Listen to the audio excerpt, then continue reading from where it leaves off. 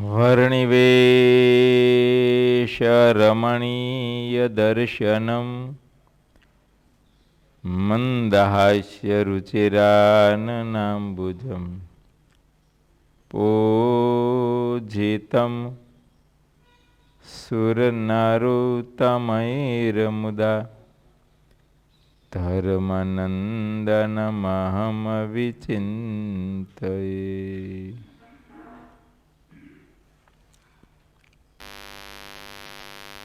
સ્વામિનારાયણ હરે હરે.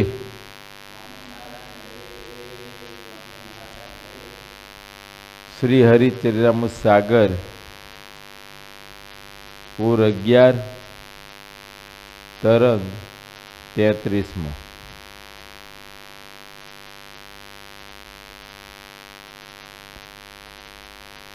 સદગુરુ મુક્તાનંદ સ્વામી આખી સભા બેઠી હતી. તેની આગળ શ્રીહરિના ચરિત્રોની વાતોને કહેતા હતા. શ્રીહરિએ જે ગામમાં આવી અને જેવી રીતે નવા નવા ચરિત્રો કર્યા હતા તેને ઘણા પ્રેમથી સ્વામી કહેવા લાગ્યા. શ્રીહરિએ આ ઉપર કહ્યા પ્રમાણે વિપ્રોને ચોકે ચોકે એ ફરી તેમને દર્શન દીધા. ભગવાન શ્રીહરિએ ધોરાજીમાં લાલ વડે એ બ્રાહ્મણોની 84 કરાવી.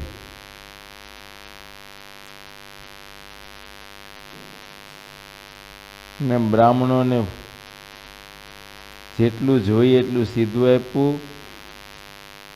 અને તો પણ ઉપરથી કીધું એ ઘી સાકર વધારે જોઈ તો માગી લેજો. અને ચોખા દીઠ એક એક સત્સંગ બ્રાહ્મણને રાખ્યા કે એને કાંઈ પણ વધારે જોતું કારવતું હોય તો મૂંઝાય નહીં. અને ખુદ ભગવાન શ્રીહરિ પણ ચોકે ચોકે દર્શન દેવા નીકળ્યા.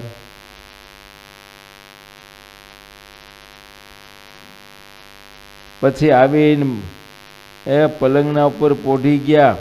જ્યારે રાતનો પાછલો પહોર એક જ બાકી હતો ત્યારે શ્રીહરિ પોઢ્યા હતા. બોલો, અધરાત સુધી તો એ કથા વાર્તા એ બધું થયું. ત્યાર પછી તો એ બ્રાહ્મણને ચોકે દર્શન દેવા ગયા. રાતે પાછલી પોરે ભગવાન પોઢ્યા. શ્રીહરિના અંગો ઉપર ચંદનનો લેપ જે કર્યો હતો તે એમનો એમ જ રહ્યો હતો. ચંદન ઉતારવાનો સમય રહ્યો નહીં ને પોઢી ગયા. જ્યારે સૌ સંતો એ ધ્યાન કરવા બેઠા ત્યારે મૂર્તિમાં તલીન થઈ ગયા. દરબારો અને બીજા હરિભક્તો પણ પોતાને સ્થાને ગયા અને બધા જ શ્રીહરિનું ધ્યાન કરવા બેસી ગયા. સંતો તો ધ્યાન કરવા બેસી ગયા, પણ દરબારો અને બીજા હરિભક્તો હતા એ પણ ધ્યાનના અંગવાળા હતા.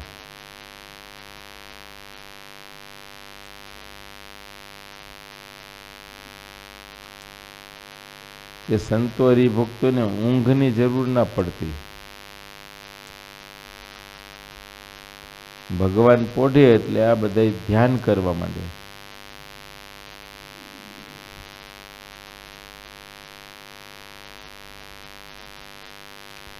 અને ઊંઘની જરૂર તો એટલા માટે છે ને કે આખો દિવસ ઇન્દ્રિયો જે કંઈ પોતપોતાની ક્રિયાઓ કરીને થાકી ગઈ હોય એની વિશ્રાંતિને અર્થે તે ધ્યાન કરવા બેસે એટલે ઇન્દ્રિયો પાછી પ્રતિલોમપણાને પામી જાય. જેમ ઊંઘમાં જઈને પ્રતિલોમ થઈ જાય છે એમ ધ્યાનમાં પણ પ્રતિલોમ થઈ જાય એટલે એનો થાક ઉતરી જાય. એને યોગ નિદ્રા કહેવાય.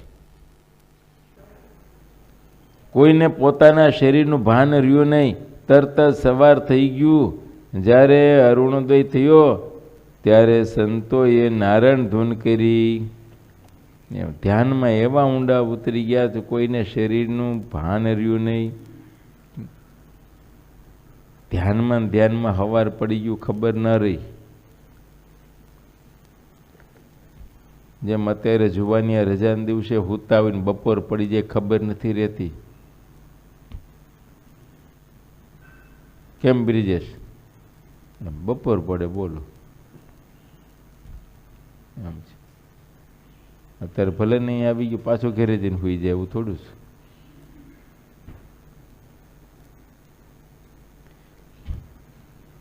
જ્યારે સંતો નારાયણ ધૂન કરી રહ્યા ત્યારે સ્નાન કરવા ગયા. મુકુંદાનંદ વર્ણીએ શ્રીહરિને ઉતારે જ સ્નાન કરાવી દીધું. સ્નાન કર્યા પહેલાંની બધી દેહની ક્રિયાઓ વિધિ પ્રમાણે કરાવી. સંતો જ્યારે નાહીને આવ્યા ત્યારે શ્રીહરિ પૂજા વિધિ કરી રહ્યા. ત્યાં એક સુંદર અને અદ્ભુત મંડપ તૈયાર કર્યો હતો. તેની વચ્ચે શ્રીહરિ આવ્યા અને તેમાં સારું સિંહાસન કર્યું હતું. તેના ઉપર શ્રીહરિ બેઠા. મૂર્તિની અદ્ભુત શોભા કહી શકાતી નથી. સંતો જ્યારે એ દેવ સેવા એટલે કે પૂજા પાઠ એ પૂજા કરી રહ્યા ત્યારે શ્રીહરિની પાસે આવીને બેઠા. એ દરબારો અને બીજા હરિભક્તો એ બધાય પણ સ્નાન કરી આવ્યા. સૌએ તિલક કર્યા હતા. તિલકને કારણે તે સૌ સંતોની અને હરિભક્તોની મંગલકારી વિશાળ સભા ઘણી શોભતી હતી. જો આમ છે, ભાલમાં તિલક ચાંદલા ખીર્યા હોય ને તો એમાં શોભા વધી જાય. સમજે? હા, તિલક ચાંદલાવાળા હરિભક્તોની હે મોટી વિશાળ સભા બેઠી હોય તો લોકોને આશ્ચર્ય થઈ જાય.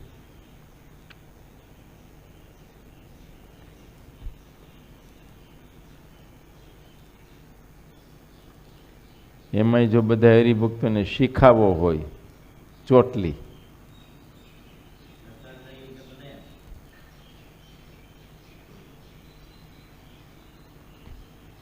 એમ છે. આપણા બધાને શરમ લાગે છે. બોલો, તાર છે? જો પેલા હતી ને કણભા તો ત્યારે હતી ને. જો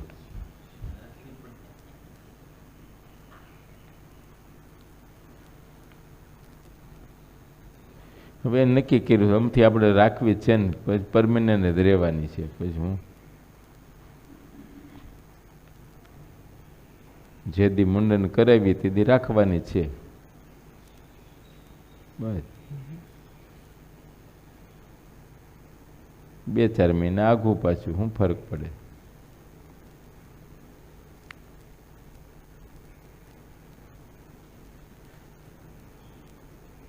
પછી શ્રી હરિએ બધા દરબારોને કહ્યું, અત્યારની આપણી આ સભા રાજહંસના જેવી શોભી રે. હે? હા,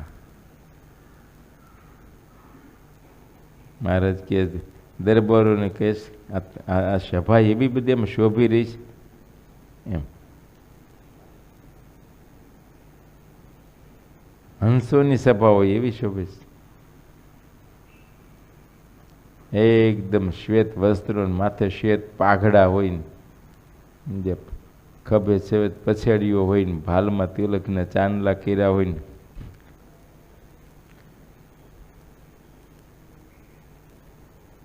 હંસોની સભા હોય એવી છે. કોઈ જીવને અંત સમયે જો આવી સભાના દર્શન થઈ જાય, દેખાઈ જાય, એની સ્મૃતિ થઈ જાય તો એનું ચાહે તેવું પ્રારબ્ધ હોય તે બધું નાશ પામી જાય. એ જેમાં અમે વચ્ચે બેઠા હોઈએ તેવી આ સભાનું હૃદયમાં ધ્યાન કરવું સપાર્ષદ ધ્યાન કહેવાય. સભાએ સહિત મહારાજનું જે ધ્યાન કરવું સપાર્ષદ, મુક્તોએ સહિત ભગવાનને ધારવા.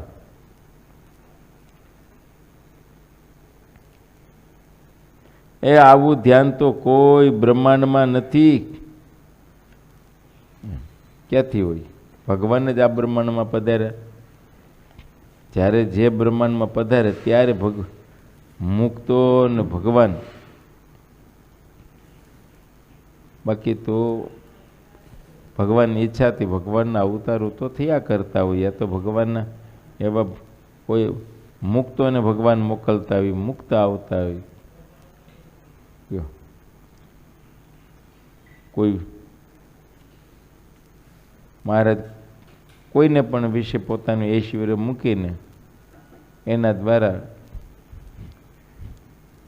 ધર્મ સ્થાપનનું કામ કરાવતા હોય છે. પણ ખુદ પોતે પધાર્યા હોય, એની સાથે એ ધામ અને ધામના મુક્તો આવ્યા હોય ને, અને એ સભા બેઠી હોય ને, સભાને વચ્ચે ભગવાન શ્રી હરિ વિરાજમાન, એ સભા તો અલૌકિક હોય છે. એ અવતારો આવી સભાનું ધ્યાન કરે છે, અને અમે તથા બધા મુક્તો પણ આવી સભાનું ધ્યાન કરીએ છીએ. આવી આ દિવ્ય સભા છે. એ ઉપલી નજરથી તો મનુષ્યની રીત દેખાઈશ ને, મહારાજ કે ઉપલી નજરથી જોવે ને તો બધા મનુષ્ય દેખાય છે, ભગવાન હોય કે ભગવાનના મુક્તો. પણ આ લોકમાં જ્યારે મનુષ્યના દેહ ધરીને પૃથ્વી પર વિચરતા હોય ત્યારે એ પણ સામાન્ય મનુષ્ય જેવા દેખાતા હોય છે. એ તો ભગવાન જેને જ્ઞાન ચક્ષુ આપે તો એ ઓળખી શકે કે આ સામાન્ય મનુષ્ય નથી. એ તો ભગવાન ઓળખાવે ત્યારે થાય. કેમ કે ભગવાનનો નિશ્ચય છે ને ભગવાન વતે જ થાય છે. ભગવાન નિશ્ચય કરાવે ત્યારે એ નિશ્ચય થાય છે. ધોરાજીના બ્રાહ્મણોને બોલો ભગવાનના દર્શન કર્યા ત્યારથી ને પછી બેઠા ને ભગવાનની મુખની વાતો સાંભળી. વાતો સાંભળતા નિશ્ચય થયો કે તમે સાક્ષાત ભગવાન છો. બસ મહારાજ કે આવી દિવ્ય સભા,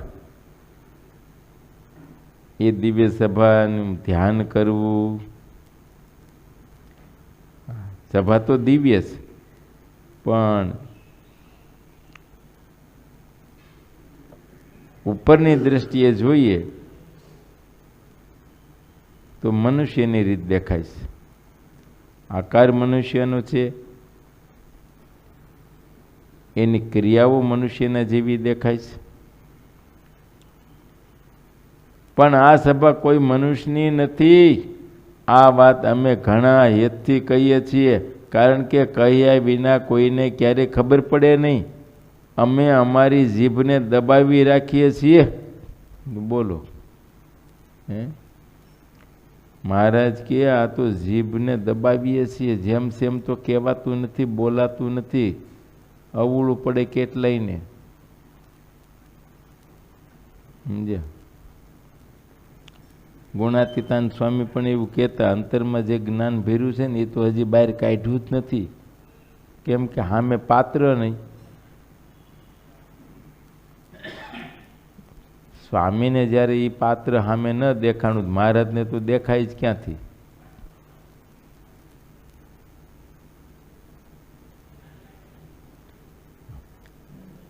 અને તોય ક્યાંક ક્યાંક મૂળ રૂપમાં આવી ગયા ત્યારે વાતો કરીશ. સમજે? હવે એ 2 વર્ષ પહેલા વાતો કરીએ, એ આજે હજી ઘણાને કઠે છે. સમજ્યા? તો મૂર્તિમાન હોઈને વાતો કરવી તેથી તો કેટલી કઠે, સીધો વેર જ જાગે.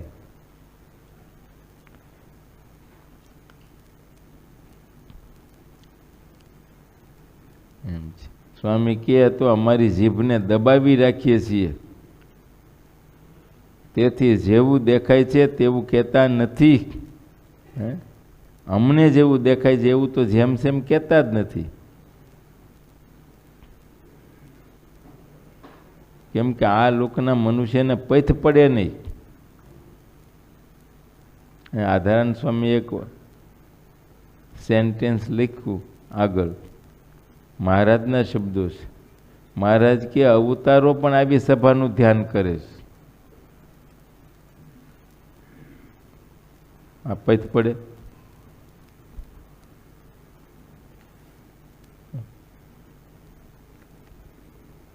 આ તો પૈત પડે કે અવતાર અવતારી નિરૂપણ જો સમજાય ને તો એ સમજાઈ જાય ને તો પૈત પડી જાય. તો એમ થાય કે ભાઈ તો અવતારો ધ્યાન કરે જ ને, અવતારો અવતારીનું ધ્યાન કરે જ ને.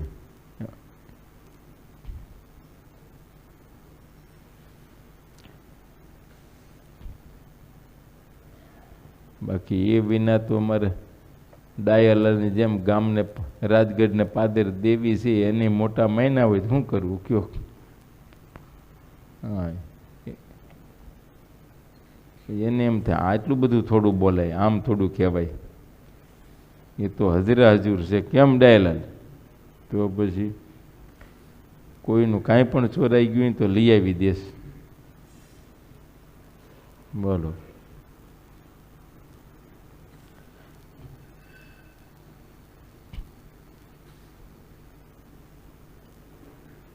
ડાયાલાલની પોણા ભાગની ઉંમર વહી ગઈ, કોણ લઈ ગયું ખબર નથી. હવે ડાયાલાલ લઈ આવો ને. મારે કે અમારી જીભને અમે દાબી રાખીએ છીએ, તેથી જેવું છે કહેતા જેવું દેખાય છે તેવું તો કહેતા જ નથી, અને જેટલું સૌને મને તેટલી જ વાત કહીએ છીએ. સમજ્યા? હા, જેટલું પચે ને એટલું જમાડીએ છીએ. વધારે તાણ કરતા જ નથી, અપચો થઈ જાય, જાડા થઈ જાય. આમ છે. એટલે ભગવાનનું જેવું મહિમા છે ને જેવા મોટા છે એવા તો ઘણીક વખત કહેવાતા જ નથી. મહારાજ કે જીભ ચાલીને બોલવું પડે છે.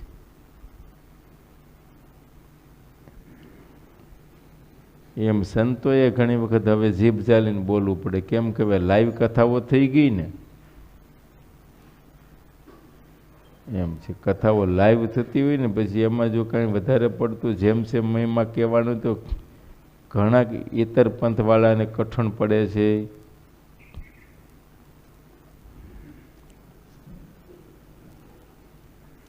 એ બિચારા ક્ષુદ્ર દેવોની ઉપાસના કરીને બેઠા હોય અને એને મોટા માની બેઠા હોય. ને ભગવાન શ્રી હરિની જેમ સેમ મોટપની વાતો કરીએ ત્યારે ઓલા ગૌણ થઈ જતી. એને એમ થાય કે હા, અમારા ઈષ્ટદેવને તમે આમ કેમ બોલો છો? હવે એ તો એની જેટલી ક્ષમતા છે એટલું કહેવાય, વિશેષ તો કેમ?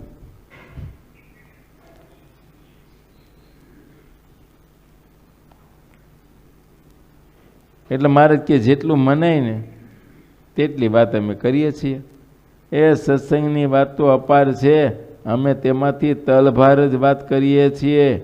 જે વિમુખ જીવ છે તેને આ તલ જેટલી વાત પણ મેરુના જેવી કઠણ પડે છે. હે, હા, મેરુના જેવી દેખાય છે.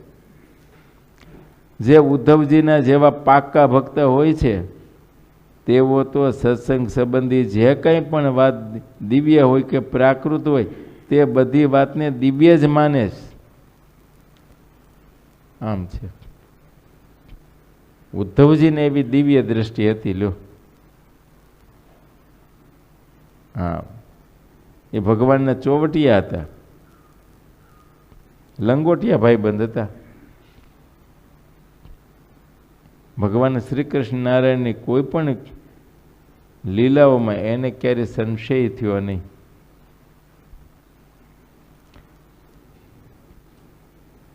ક્યાંક ક્યાંક ભગવાને મનુષ્ય કરતાં પણ અધમ લીલાઓ કરેલી છે.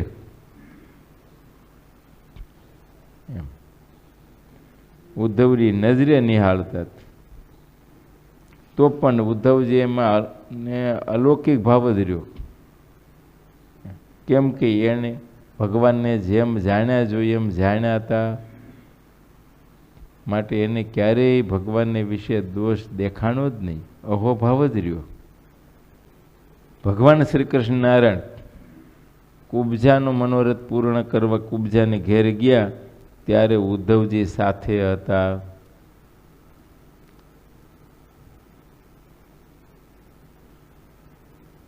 ભગવાને કુબજા સાથે વિહાર કર્યો તો પણ ઉદ્ધવજીને ક્યારેય સંશય થયો નહીં. એટલે ભગવાનના કોઈ દિવ્ય ચરિત્ર હોય કે પ્રાકૃત કે માનુષિક, તે બધી વાતને દિવ્ય જ માને છે. કેમ કે ભગવાનમાં ક્યારેય પ્રાકૃત ભાવ હોય જ નહીં, કે ભગવાન પ્રાકૃત નથી, એ તો દિવ્ય છે. ભગવાન છે એ કોઈ માયાજન્ય નથી, એ માયાથી પર તત્વ છે.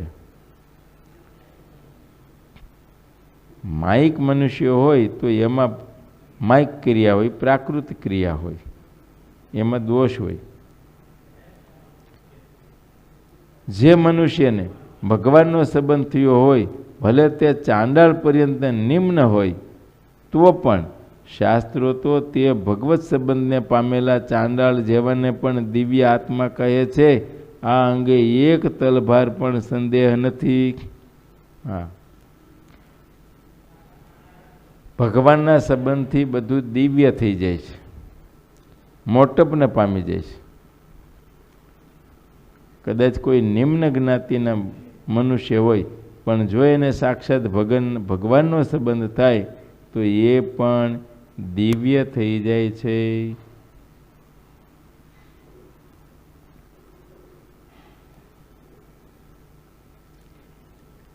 જૂનાગઢમાં ગોવા ભગત હતા, એ નિમ્ન જ્ઞાતિના હતા.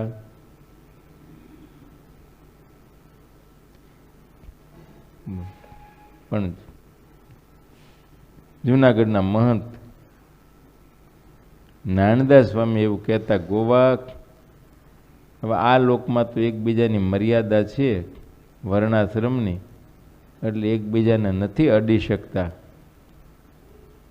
પણ એ દેહ મૂકીને ભગવાનના ધામમાં ગોઠણ દબાવીને બેહવાનું છે.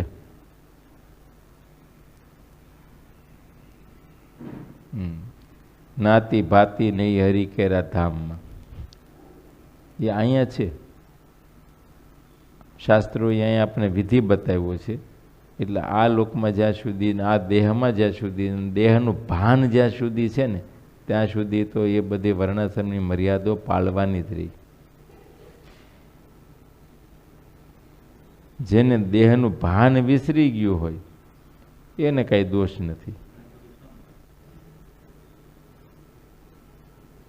અને દેહ મૂકીને જ્યારે ભગવાનના ધામમાં દિવ્ય દેહને પામે ત્યારે તો ક્યાં બાધ જ છે, ત્યાં તો બધા મુક્ત જ છે.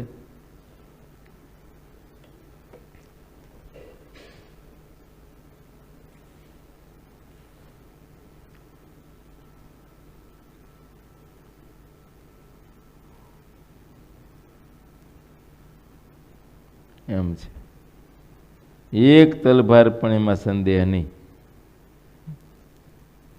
ભલે નિમ્ન જ્ઞાતિ હોય પણ આત્મા દિવ્ય થઈ જાય છે. છતાં પણ દેહનો જે લૌકિક વ્યવહાર હોય તેનાથી બહાર ક્યારેય ચાલવું નહીં. હા, આ લોકમાં લૌકિક જે વ્યવહાર છે એ તો જાળવવો જ પડે.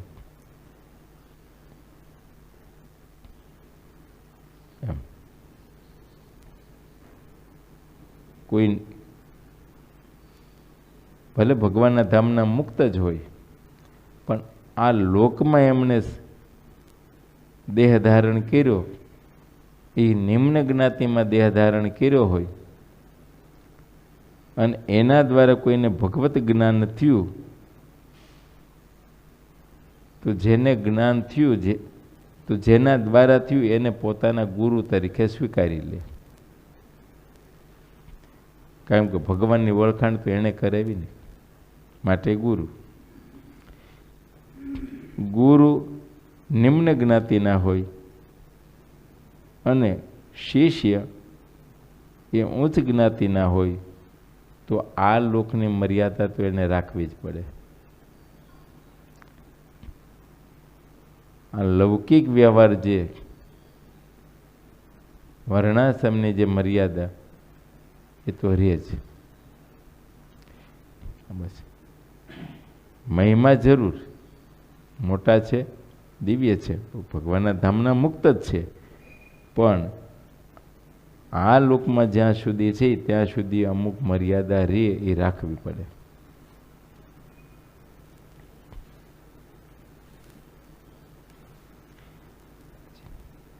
અચિંત્યાનંદ બ્રહ્મચારી ગુણાતીતાનંદ સ્વામીને ગુરુ જ માનતા અને ગુણાતીતાનંદ સ્વામીના શિષ્ય મંડળ તરીકે જ્યારે વાત આવે ને ત્યારે અચિંત્યાનંદ બ્રહ્મચારી શિષ્યમાં ગણાય છે. એ જ ભાવ હતો. છતાંય આ લોકની મર્યાદા પ્રમાણે અચિંત્યાનંદ બ્રહ્મચારી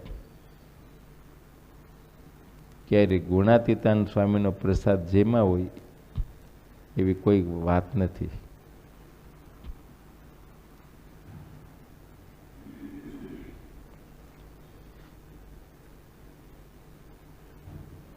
કેમ કે સાધુ દીક્ષા કરતા બ્રહ્મચારી દીક્ષા એ ઉચ્ચ કક્ષા છે. બ્રહ્મચારીને ચોકે સાધુઓ જમી શકે, પણ સાધુને ચોકે બ્રહ્મચારીઓ ના જમે. આ વર્ણાશ્રમની મર્યાદા છે. આ લોકમાં મર્યાદા રાખવી ઘટે.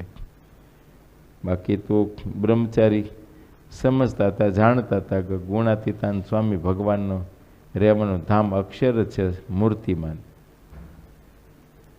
પણ તો આ લૌકિક મર્યાદા જે હોય એ પાળવાની જ રહી. મહિમા દિવ્ય.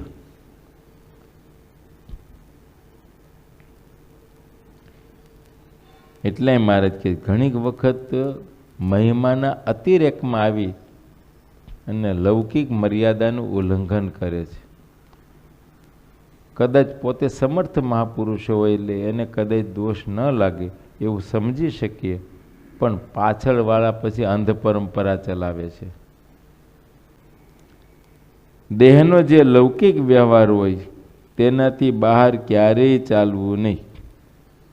એમ લૌકિક વ્યવહાર છે એનાથી બહાર ન ચલાય.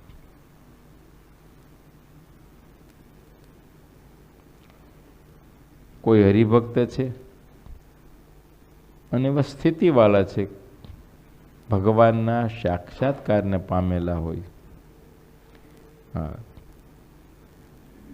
તો એ સાધુએ પણ નમસ્કારને પાત્ર જરૂર છે, વંદન કરવા યોગ્ય છે. પણ છતાંય લૌકિક વ્યવહાર જે છે, મર્યાદાઓ એ તો પાળવાની જ રહી.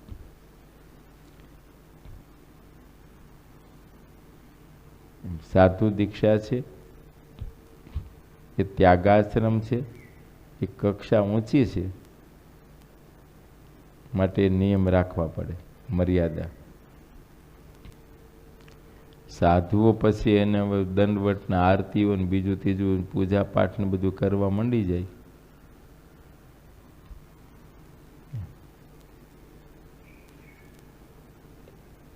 પછી અંધ પરંપરા ચાલે. પછી તેમાંથી આખા પંથ ઊભા થઈ જાય, એક ઉપાસના માર્ગ ઊભો થઈ જાય.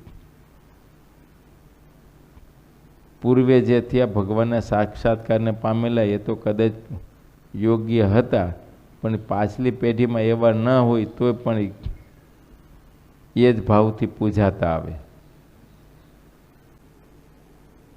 માટે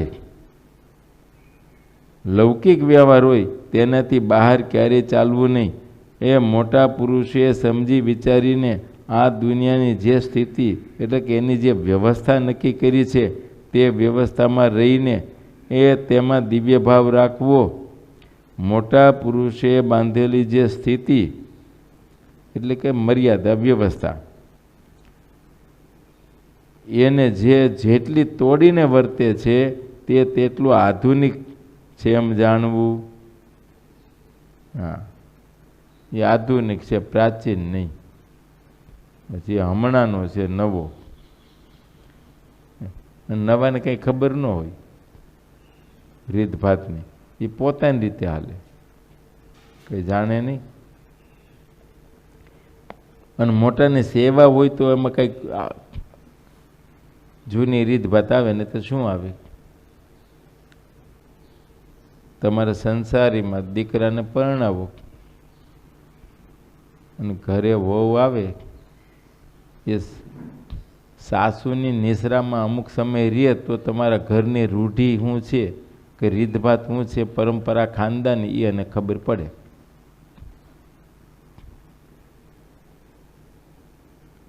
બાકી તો દીકરાને પરણાવ ને બીજે દિવસે તો અમારે વિઝા તૈયાર જ છે. હે ભાઈ, કેનેડા. ત્યાં ત્યાં રહે ને ત્યાં છોકરા જન્મે ને ત્યાં જ બધું રહે, તો એને આ ઘરની રૂઢિ રીતિ રિવાજ હું પરંપરા, હું ખાનદાની, કેમ રહેવું, કેમ મર્યાદા. અને કદાચ 2-4 દી 5 દી 15 દી અહીં આવે તો એ કંઈ ભલે તેલ પાણીની જેમ રહે, પરાયણનું થાય તો ને ભાગે પાછા તરત. એમ બધી થોથરાય.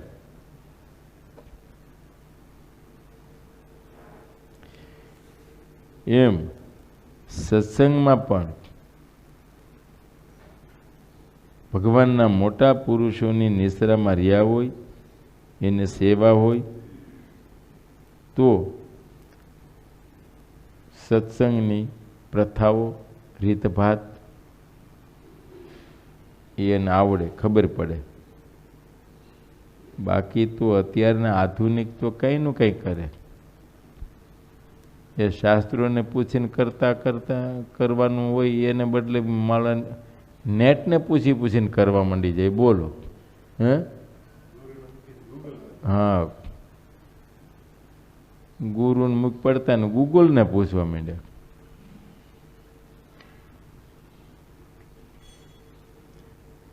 અને નવા જનરેશનમાં તમે જુઓ, ઘેરે કઈ સંતાન જન્મે તો ગૂગલને પૂછે નામ શું પાડવું. આપણી પરંપરા તો એવી છે કે ગુરુ પાસે નામ ધારણા કરાવે. ગુરુ હોય, પોતાના ગોર હોય, પવિત્ર બ્રાહ્મણો હોય, યા તો પોતાના વડીલો હોય, એની પાસે એના નામ પડાવે.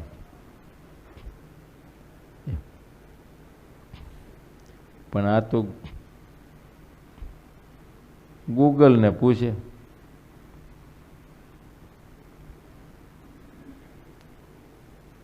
તો એવું નામ પાડે તો કંઈ ખબર જ ન પડે. ઓલા ગઢિયાને તો બોલતાય આવડે નહીં, કોઈ દી સાંભળ્યું ન હોય, જીભાઈ એવી રીતની ન વળે. અને બીજું કે નામ ઉપરથી નક્કી ન થાય કે આ છોકરાનું નામ છે કે છોકરીનું નામ છે, સ્ત્રી છે કે પુરુષ છે, એ નક્કી જ ન થાય.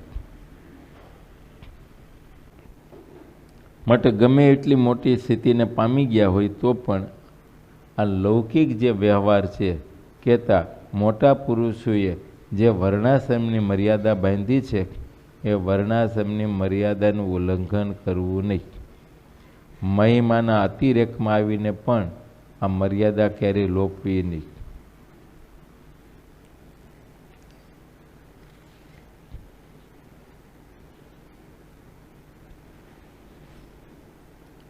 હવે તો મહિમાના અતિરેક કરતા પ્રેમના અતિરેકમાં બધું લોપાય છે. જેટલા શાસ્ત્ર કહેવાય છે તે બધા પરમેશ્વરને આધીન છે. પરમેશ્વરની જ્યારે જેવી મરજી હોય ત્યારે તેવું શાસ્ત્રો પ્રતિપાદન કરે છે.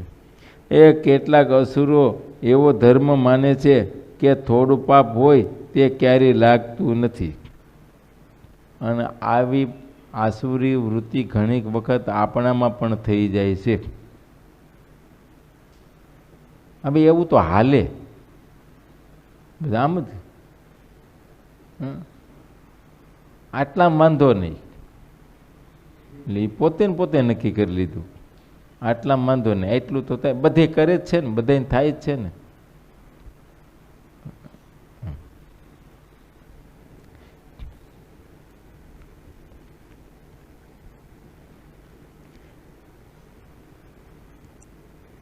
લાવી આસુરી વૃત્તિ ક્યારેક અંદરથી કંઈક પ્રગટ થઈ આવે ખરી, અને આપણે સમજવું જોઈએ કે આવી રીતે શાસ્ત્રીની મર્યાદા ઉલ્લંઘન થાય એવું જ્યારે મનને વિશે વિચારો આવતા હોય, સંકલ્પો થતા હોય, મનાઈ જતું હોય, તો એટલી આપણામાં પણ આસુરી વૃત્તિ આવી કહેવાય, અસુર ભાવ આવ્યો.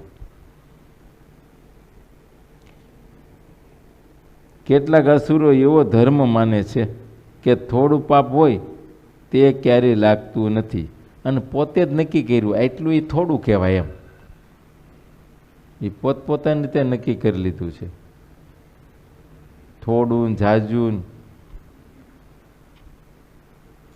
એમ છે. એટલે ઝેર તે ઝેર,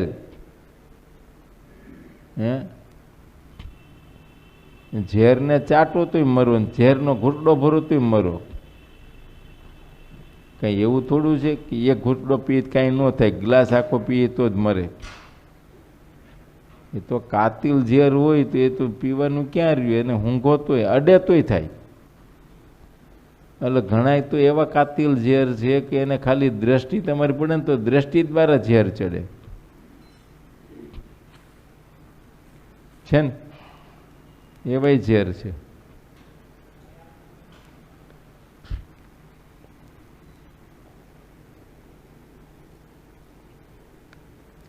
ક્યારેક ક્યારેક તો પહેલાં આપણે બહુ કોમી હુલડો થતા ને અંતે પછી પ્રજા વશમાં ન રહે તો નહોતા એવા ગેસ છોડતા.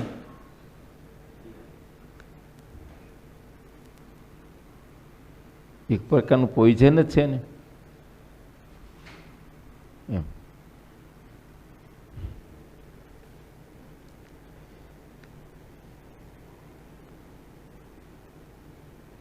માટે પાપમાં નાનું મોટું ને એવું ન સમજવું, બધી પાપ માત્ર મોટા જ કહેવાય.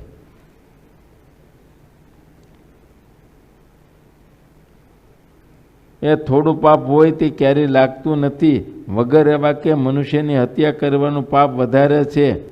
સૃષ્ટિ બે પ્રકારની છે, એક સ્થાવર અને બીજી જંગમ.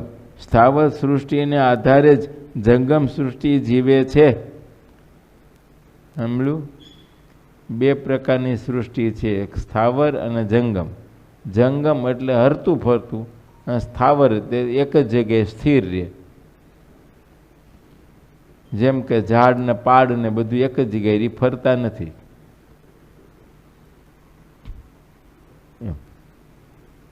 એ ત્યાં જ રહે. પણ છતાંય બાબત એ છે કે જેટલી સ્થાવર સૃષ્ટિ છે, મનુષ્યો, પશુ, પક્ષીઓ, આ તે બધી એ જંગમ સૃષ્ટિ કહેવાય. એ જંગમ સૃષ્ટિ સ્થાવર સૃષ્ટિને આધારે છે ને. બસ મનુષ્યનો આધાર શું છે એમ, એને આધારે જ. એ ના હોય તો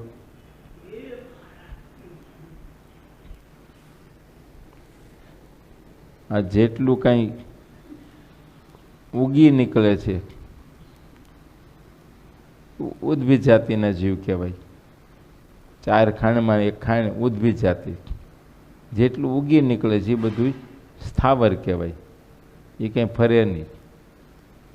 એ આખી ખાંડ જ ન હોય તો કેવી રીતે જીવવું કયો?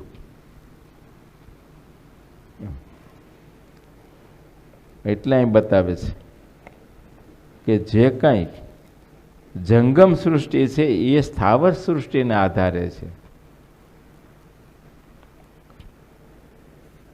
માટે સ્થાવર સૃષ્ટિનું રક્ષણ કરવું, સમજ્યા? ક્યારેય પણ નુકસાન ન કરાય.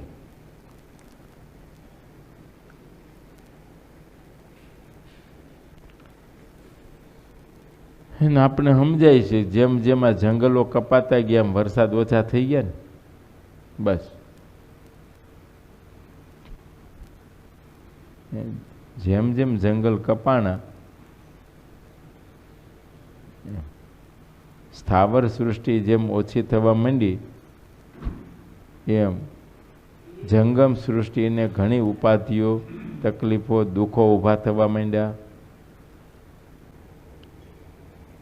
સૃષ્ટિ બે પ્રકારની છે, એક સ્થાવર અને બીજી જંગમ. સ્થાવર સૃષ્ટિના આધારે જંગમ સૃષ્ટિ જીવે છે, કારણ કે ભગવાને જંગમ સૃષ્ટિને જીવાડવા માટે જ સ્થાવર સૃષ્ટિ રચી છે. આપણે જે અનાજ જમીએ છીએ એ ક્યાંક ફેક્ટરીમાં ઉત્પાદન થાય છે.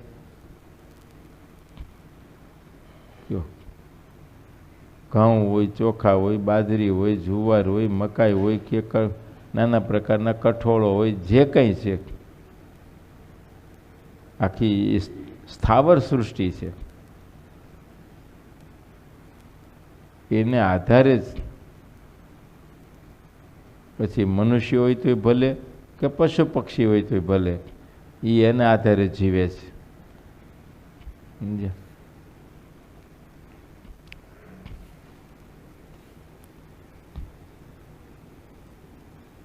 એટલા માટે ભગવાને આ સ્થાવર સૃષ્ટિ રચી જંગમ સૃષ્ટિના નિભાવ માટે. પરંતુ અનંત બ્રહ્માંડોના કરતા એવા જે પરમેશ્વર છે તેઓ જેને પાપ કહે છે તે પાપ છે અને તે બધા પાપ સત્ય છે. પાપ અને પુણ્ય એની વ્યાખ્યા તો ભગવાન કરે કે ભગવાનના મોટા પુરુષો કરે. અને ભગવાન કે ભગવાનના મોટા પુરુષો જેની જે વ્યાખ્યા કરે ને એ સત્ય. એ કે પાપ તો પાપ ને કે પુણ્ય તો પુણ્ય. બસ. એમાં સામાન્ય જીવ એની વ્યાખ્યા ન કરી શકે, અને સામાન્ય જીવ વ્યાખ્યા કરે તો એ ખોટી પડે. એ કદાચ પુણ્ય માનીને કરતો હોય તો ફળ પાપનું જ આવે.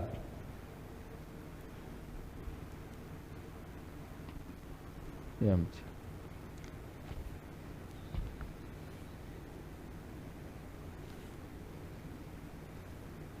અને ઘણા એવા પૂર્વે આસુરી વૃત્તિવાળા થઈ ગયા તો એણે આખા એવા પંથો પ્રવર્તાવી દીધા અને મનુષ્યોમાં રાગ પડ્યા છે તો એવા પંથને અનુસરે છે ને અનુસરીને આજે પણ ઘણીક વખત ધર્મને નામે, પુણ્યને નામે પાપ કરે છે. દેવ દેવીને બાને ઘણીક હિંસાઓ થાય છે, બલિ ચડાવે છે, ઘેટાન, બકરાન, પાડાન, કુકડાન. એવું માને છે કે અમે પુણ્ય કરીએ છીએ. પાપ જ છે. ભલે પુણ્ય માનીને કરે પણ અંતે ફળ જ્યારે આવશે ને ત્યારે પાપનું જ આવશે.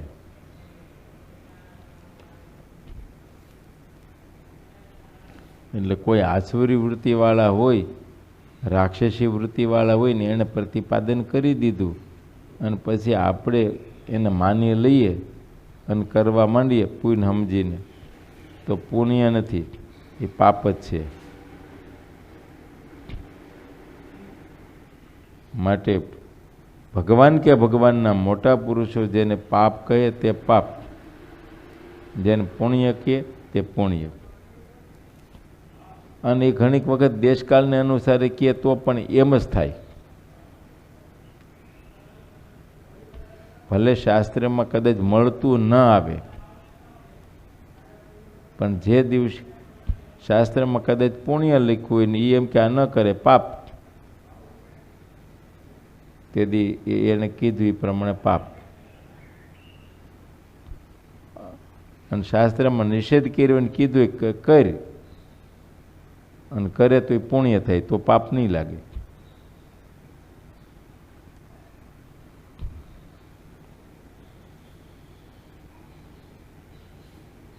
અર્જુનને ક્યાં પાપ લાગ્યું?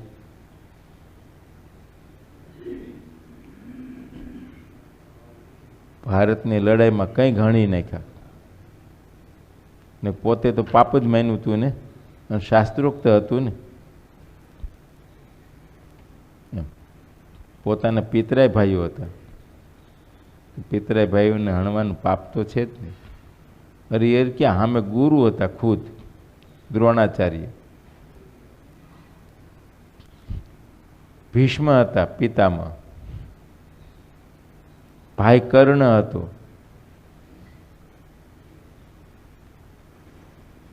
જો ત્યાં શાસ્ત્ર ઊભું ન રહ્યું, ત્યાં તો પ્રગટ ભગવાનના વચન. બસ એ વખતે તો ભગવાન કે એ પુણ્ય ને ભગવાન કે એ પાપ, એમ ત્યાં ભૂલવું ન પડાય. એ બાબતમાં યુધિષ્ઠિર મહારાજા ભૂલા પડ્યા.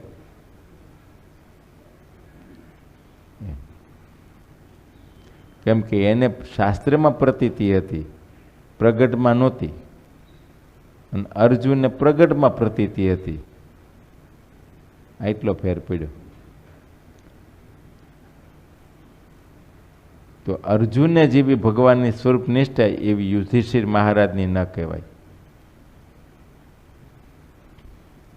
ભલે ભગવાનની સાથે રહેતા હતા, છતાં એ જેવા ભગવાનને અર્જુનને ઓળખા એવા યુધિષ્ઠિર મહારાજે ઓળખા ન કહેવાય. હાલું એ ઓળખવું બહુ કઠણ છે. જ્યારે ભગવાન કે ભગવાનના કોઈ મોટા પુરુષો આ પૃથ્વી ઉપર મનુષ્ય દેહ કરીને હયાત વર્તતા હોય, અને એ વખતે એમની બધી માનુષિક ક્રિયાઓ આપણે નજરે જોતા હોઈએ, અને પછી એમાં દિવ્ય ભાવ આવવો કે મનાવવું, એનું બધું બહુ કઠણ છે. કેમ કે આપણા મનના માનેલા ઠરાવ ઘણા પ્રકારના હોય ને, એ ઠરાવ તૂટી જતા હોય ત્યારે નથી મનાતું.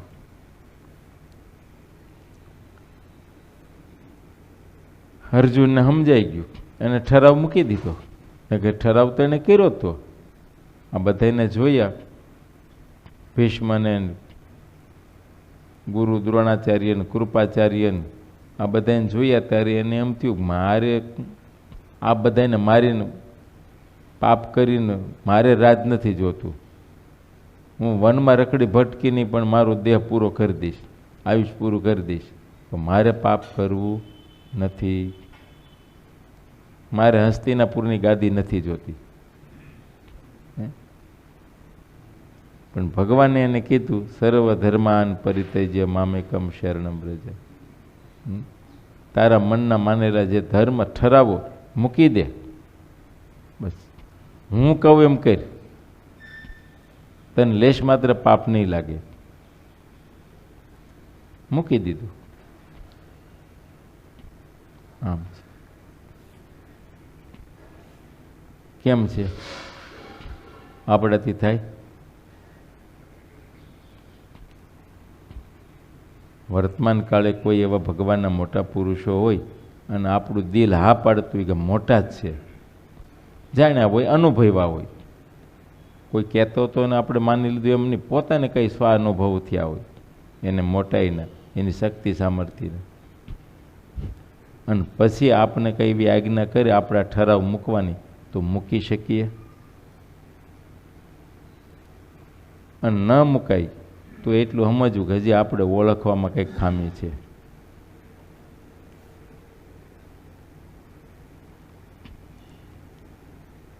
અનંત બ્રહ્માંડોના કરતા એવા જે પરમેશ્વર છે તેઓ જેને પાપ કહે છે તે પાપ છે, અને તે બધા પાપ સત્ય છે.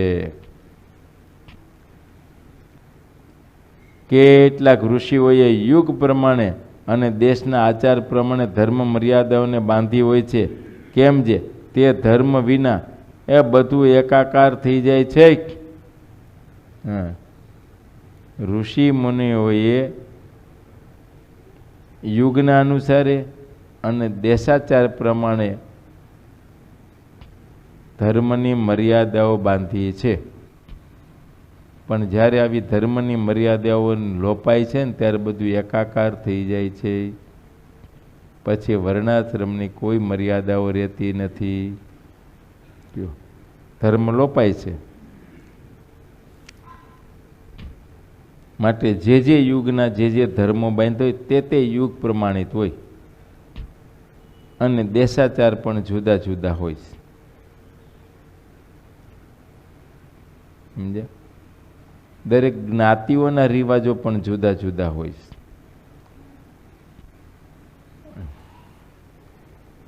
તો એ દેશાચાર પ્રમાણે રહેવું જોઈએ. અને પોતપોતાના દેશને અનુસારે કે એના વર્ણ કે એને અનુસારે એના જે ધર્મો છે એ પ્રમાણે એ રે, પરંપરા પ્રમાણે એ એના ધર્મ છે.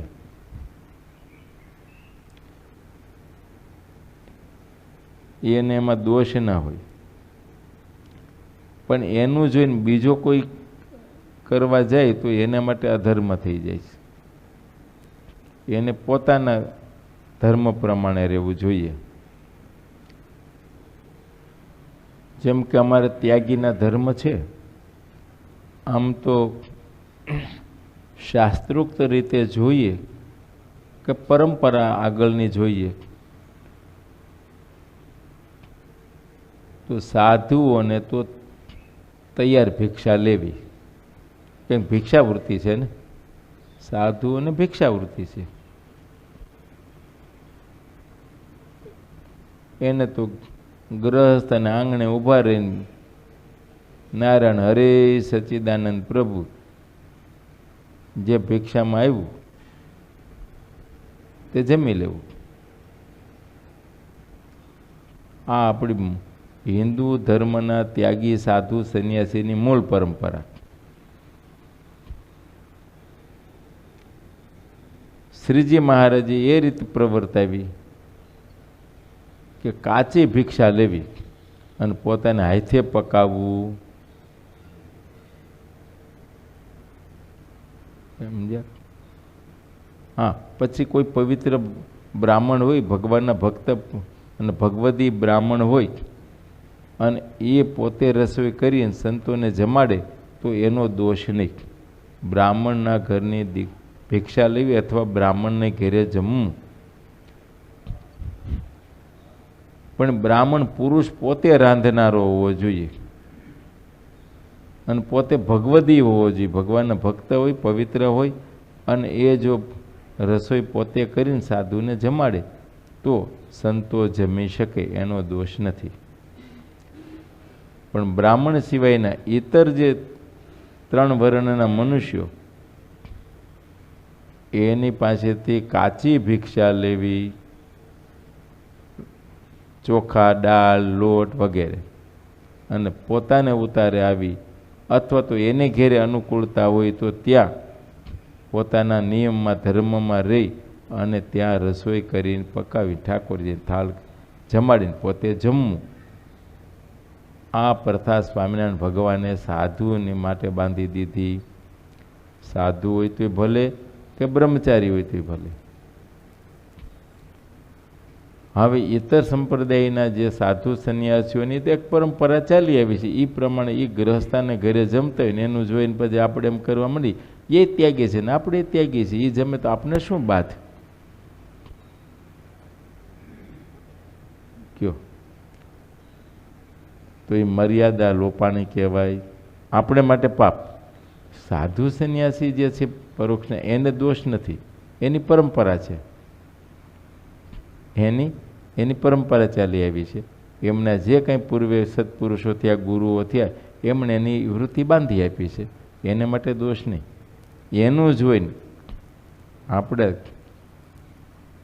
સંતો જો એની રીતે રીત કરવા માંડે તો આપણે દોષ લાગે. કેમ કે આપણે તો પ્રગટ ભગવાને બાંધી દીધેલી મર્યાદા છે, ભગવાનની બાંધેલી મર્યાદા લોપાય તો એ દોષ, એ પાપ છે.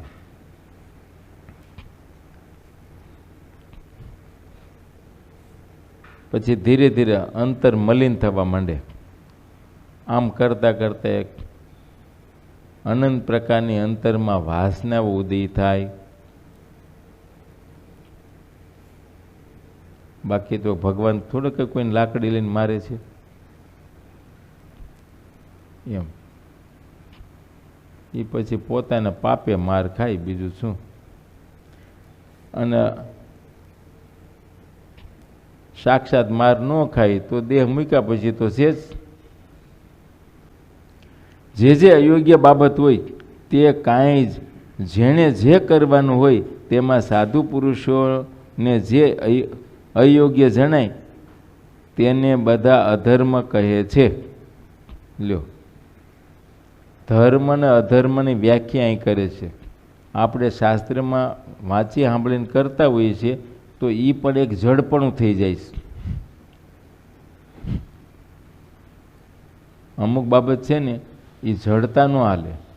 કંઈક શાસ્ત્રમાં કીધું છે એ સત્ય છે, પણ ઘણીક વખત દેશકાલને અનુસારે એ તો જે તે વખતને વિશે ભગવાનના કોઈ મોટા પુરુષ યુગ પુરુષ હોય ને એને અનુસરીને કરવું પડે.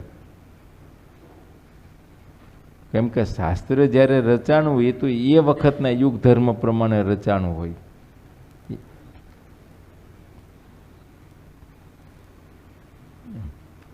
હવે એમાં અમુક બાબત તો એમાં આવતી જ ના હોય.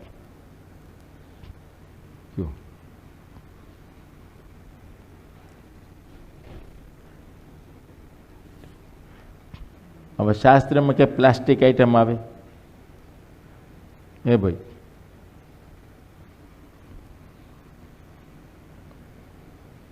આવે તો હવે આપણે શું સમજવું?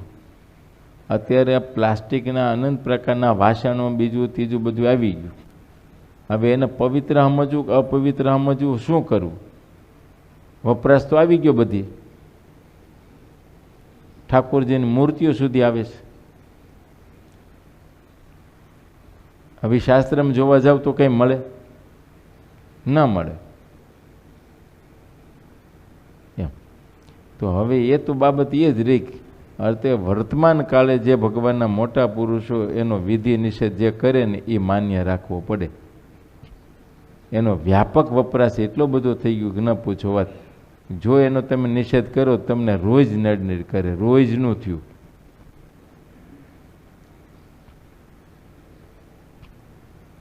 આમ છે. એટલે અમુક બાબતે જ એવી છે. બીજી બાબત એક એવી છે, સન્માયકો. હવે આનો વિધિ નિષેધ કેમ કરો?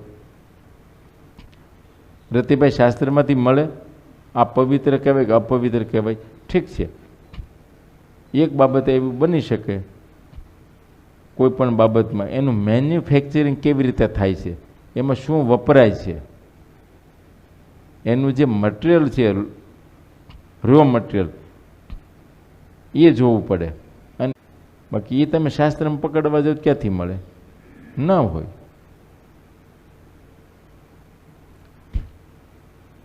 એટલે એ તો જે સમયે જે મોટા પુરુષો હોય એ એનો વિધિ કરે એ ધર્મ, નિષેધ કરે એ અધર્મ.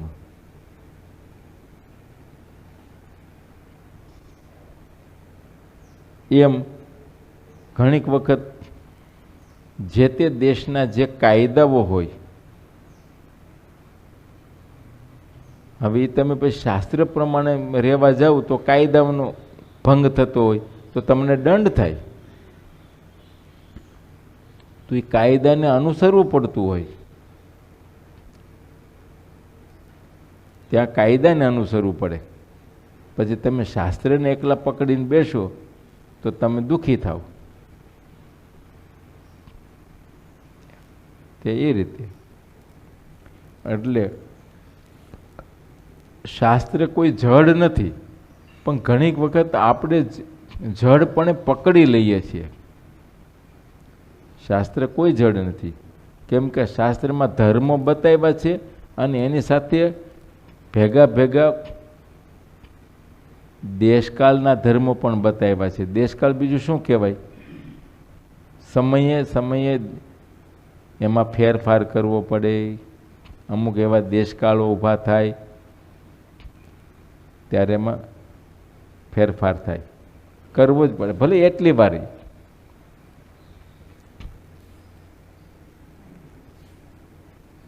હવે અત્યારે કોરોનાનો દેશકાળ ચાલે છે અને સંજોગો વશાત ભગવાનના કોઈ એકાંતિક ભક્ત છે, ગાળ્યા વિના પાણી નથી પીતા. હવે એને જ કોરોના પોઝિટિવ આવી ગયું બરાબરનું. હવે કાયદાકીય રીતે તો ભાઈ હવે એ તો અહીંથી ખબર પડી તો એ તો તમને અહીંથી પકડી જવાના, આઇસોલેશનમાં નાખી જ દેવાના. 15 દી સુધી છૂટા કરે જ નહીં, મળવા દે નહીં કોઈને. રતિભાઈ કેમ કરવું? ને ઓલું ગાળીને પાણી લાવતો હોય અને એને પૂછાય, પાણી ભરીને જે આવ્યો એને પૂછાય, ભાઈ તારી જ્ઞાતિ કઈ છે? અને પૂછું એને કઈ કહેવાય?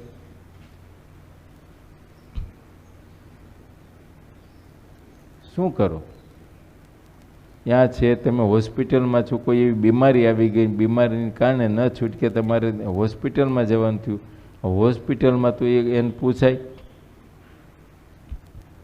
ત્યાં વર્ણ આશ્રમ એને પૂછવા જવાય. દેશકાળ છે એ વખતે તો એના રૂલ્સ રેગ્યુલેશન જે હોસ્પિટલના હોય ને એને અનુસરીને રહેવું પડે. પછી તમે એમ કે ના શિક્ષાપત્રી એમ ના પાડી છે, શિક્ષાપત્રી પછી ઘરે આવીને પાછી પાળજો. હા, ત્યાંથી આવ્યા પછી યથાશાસ્ત્ર ઘરે તમારી મનને સંતોષ થાય એના માટે પ્રાયશ્ચિત કરી લેવું.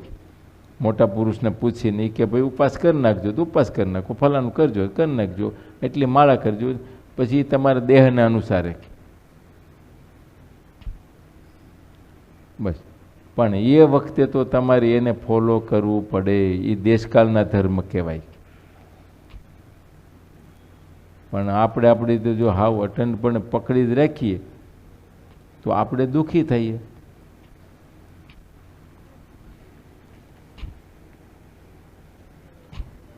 માટે અહીં અંતે જો મોટા પુરુષ ઉપર નાખ્યું, સમજ્યા? અંતે વાત તો ત્યાં જ આવી.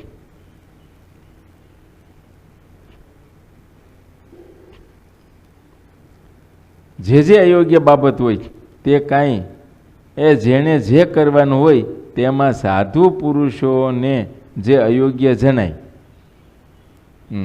અયોગ્ય જણાય તેને બધા અધર્મ કહે છે.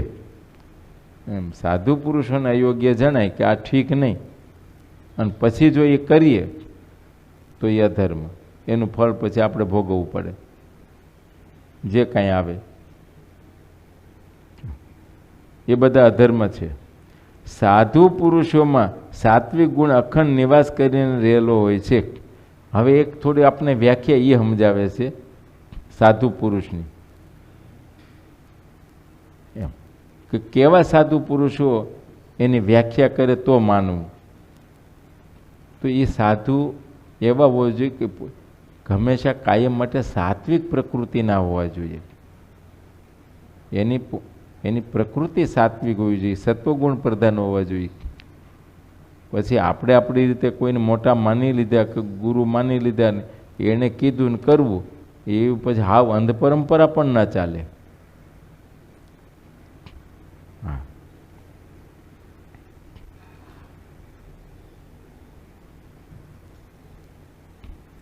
સાધુ પુરુષોને જે અયોગ્ય જણાય તે બધા અધર્મ કહે છે. સાધુ પુરુષોમાં સાત્વિક ગુણ અખંડ નિવાસ કરીને રહેલો હોય છે. તે રજોગુણ કે તમોગુણના વાવાઝોડાથી ક્યારેય સત્વગુણ ઘટતો નથી. આ સાધુ પુરુષની વ્યાખ્યા કરે છે કે સાધુ પુરુષો જે છે, મોટા પુરુષો જે છે, એમાં ક્યારે ગમે તેવું રજોગુણ કે તમોગુણના વેગ ક્યારે આવે નહીં. કામ ક્રોધાદિકનો પ્રવેશ એમાં ક્યારેય થાય નહીં. એ ક્યારેય આ જગતના કામમાં, ક્રોધમાં, લોભમાં, માનમાં ક્યાંય તણાય નહીં, એને કોઈ અસર ન થાય એમ. એને સાધુ પુરુષ કહેવાય. અને એ જ ધર્મ અધર્મની વ્યાખ્યા કરી શકે ને. બાકી તો જેને વિશે રોજો ગુણ તમો ગુણ જ વર્તતા એ શું કરે? એ તો પોતાના ગુણ અનુસારે કરે વ્યાખ્યા. પોતાને ગમતું હોય એ ધર્મ, ન ગમતું હોય તો અધર્મ.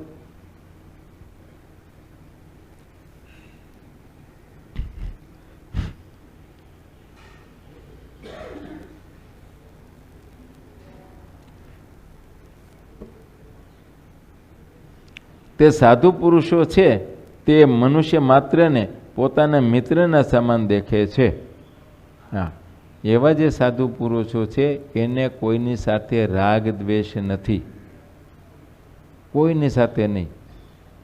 કેમ કે એના માટે એક શબ્દ એવો વપરાણો, અજાત શત્રુ. સાધુના 30 લક્ષણમાં એક લક્ષણ એ આવે અજાત શત્રુ. જેને માટે કોઈ શત્રુ જન્મો જ નથી, એને કોઈની સાથે વેર નથી, શત્રુતા નથી. એના પ્રત્યે બીજા ભલે રાખે પણ આને કોઈના પ્રત્યે નથી. ગુણાતીતાન સ્વામી જૂના હાવર ગયા અને જૂના હાવરના ગામધણી દરબાર ઘરઢેર ઉગા ખુમાણ હતા અને એને એના ઓલા માણસો બધે ચડાવ્યા કે આ સ્વામિનારાયણ મુંડી આવ્યા આપણું ગામ બગાડશે. ગામ બગાડવું બીજું શું હતું? સંતો વાતો કરી અને વ્યસન ફેલ ફતુર મુકાવતા હતા.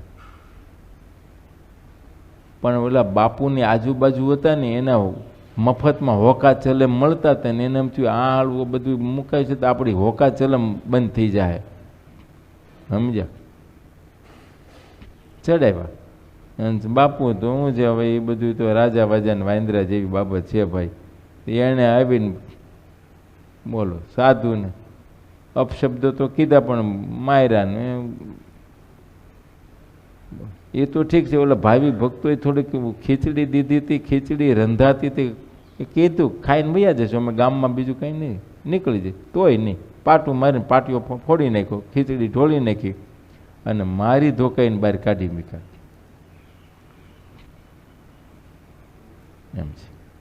ગામને પાદર નદીને કાંઠે બેઠા હતા ને એક ગામમાંથી એક કોઈ સદગ્રસ્ત બળદ પાવા આવ્યું. એને આ બધું જાણતો જ સાધુને જોઈને કે અરે આવા સાધુને મારી ને ભગવાન દીકરો ક્યાંથી થયો? હે? સ્વામી સાંભળી ગયા. સ્વામી કે શું કહો છે? તો કે વાંજીઓ છે, વાંજિયા જોઈને કે. સ્વામી કે એવું છે? હા બોલો. ગુણાતીતાન સ્વામી બધા સંતોને કે સંતો આપણે બધે ભગવાનને સંભાળી અને પ્રાર્થના કરી માળા ફેરવો, માળાનું પુણ્ય એને દો કે ભગવાન એને ઘેરે દીકરો દે. કયો આમ સત્પુરુષ કહેવાય. અને ઓલા તો આવડા હરાપ દે, તારું નખો જ જાય, તારે દીકરીએ દીવો રે નહીં. એ તો આસુરી વૃત્તિ છે. અને દીકરો દીધો, હે? અને સંતોનો દીધેલો ભગવાનનો, ભગવાનના ધામનો મુક્ત જીનમાં જીવડા ખુમાણ સત્સંગી થયા. અરે સત્સંગી થયા એટલું જ નહીં, ગામમાં આખું મંદિર બાંધ્યું જીવડા ખુમાણે, પીઠિયાવાળું 2 માળનું, આજે ઊભું છે. જો વાત ત્યાં છે. સત્પુરુષને અસત્પુરુષની પહેલાં આપણે વ્યાખ્યા આવડવી જોઈએ ને. પછી આપણે કાંઈ જાણીએ નહીં કશું, અને પછી કાંઈક જોઈને લ્યો સાધુ આવે ને સાધુ તેવા, સાધુ આમ ને સાધુ તેમ. એટલે પણ પહેલાં તમે જાણો સાધુ કોને કહેવાય. લુગડા ભગવા પહેર્યા એટલે સાધુ સમજે, પછી એનું કંઈક થાય એટલે આપણે વગોણું કરીએ, અને વગોણું પછી આખા સમાજનું કરીએ. સાધુ માત્ર બગડી ગયા એમ જ. અરે ભાઈ એવું નથી, તમે પેલા ઓળખતા શીખો.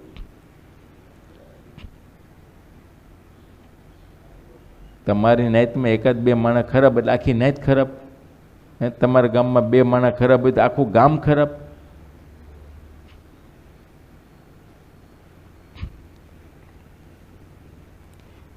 એટલે આપણે પહેલાં તો વ્યાખ્યા સમજતા આવડવી જોઈએ. સત અને અસતની વ્યાખ્યા, સત્પુરુષ કોને કહેવાય, અસત્પુરુષ કોને કહેવાય. આપણે તો શું છે ઓલા પરચાની વાતો સાંભળીને સત્પુરુષ માની લીધા ને પછી એનાથી અઘટિત કંઈક થયું એટલે પછી વગોણું કરી બે ફાક બોલવા માંડી. એટલે પછી અસત્પુરુષ જ હતા, તમે આંધળા હતા, કોઈ શું કરે? હે, તમને એના અવગુણને દોષ દેખાણા જ નહીં. ખાલી પરચાની વાતો સાંભળીને આપણે પાટા બંધાઈ ગયા. શાસ્ત્રની રીતે જોઈએ તો ખબર પડે.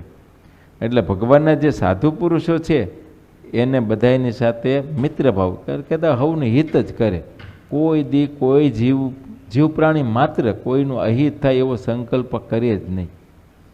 પશુ પક્ષી મનુષ્યો ગમે તે કોઈનું અહિત થાય આ લોકમાં કે પરલોકમાં એવું કોઈ દી એ ભૂંડો સંકલ્પ ન કરે.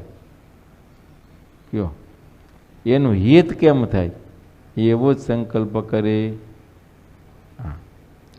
ભલે એના દુશ્મન હોય તો શું થઈ ગયું, પણ કરે તો હિત જ. કોઈ દી અહિત તો કરે જ કોઈનું.